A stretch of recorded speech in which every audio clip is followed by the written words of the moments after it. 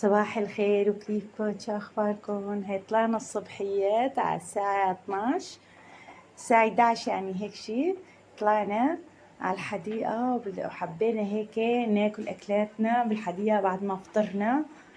وحبينا هيك نلعب الأولاد ونعمل معهم تحدي.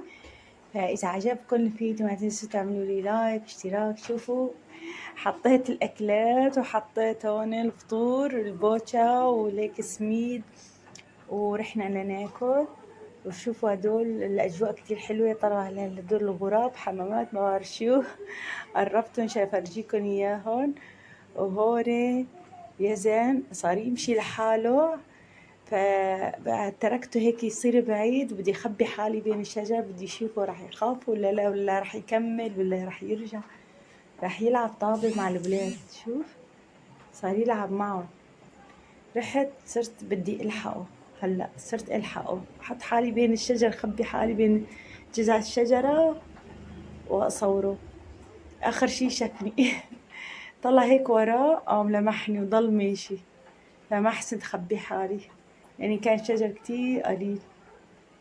وهون كمان قاعد على الشجر وشلح بوطه، كل ما لبسه يبكي لأني الأرض كلها حشيش والحديقة كتير حلوة وما يعني.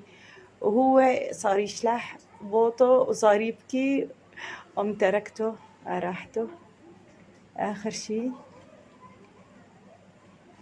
وهون كمان سوسو وعبودي عم يلعبوا بالألعاب. شوفوا شلون هاي اللعبة، إنه مثل حبلة وهيك الولد بتعربش عليها ويضل ماشي. وهذا عبودي عم يساعدهم إنه مشان يرجعون.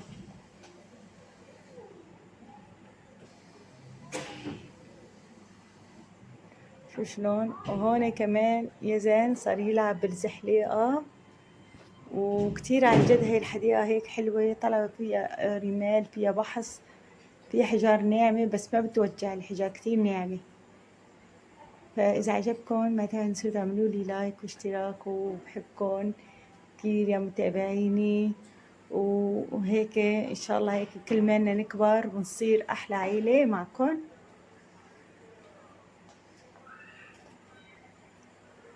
وهون مثل ما انكم شايفين انه يزا صار يلعب وصار يلعب بالقطة. اخر شي يمكن القطة شحرته، شفتوا صار يبكي. طلع هو ها شوفوا صار يبكي. وهون صرنا نجرجحهم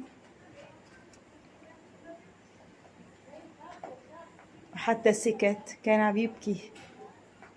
هي ما خدشته بس خاف منه، وقت اللي هيك رفعت ايدها وضربته للقطة.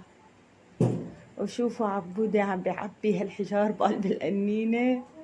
طلعوا بيبي يزن، شوفوا شلون معربش حاله على هالطابات. هي مثل اجواء البحر بس ما في بحر.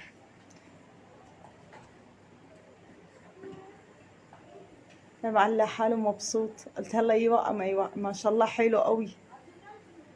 بيعلق حاله بالحبال وبيعربش حاله ويحب يطلع العيلي. هون عملنا لهم كمان الولاد مشان ياكلوا جلاتي.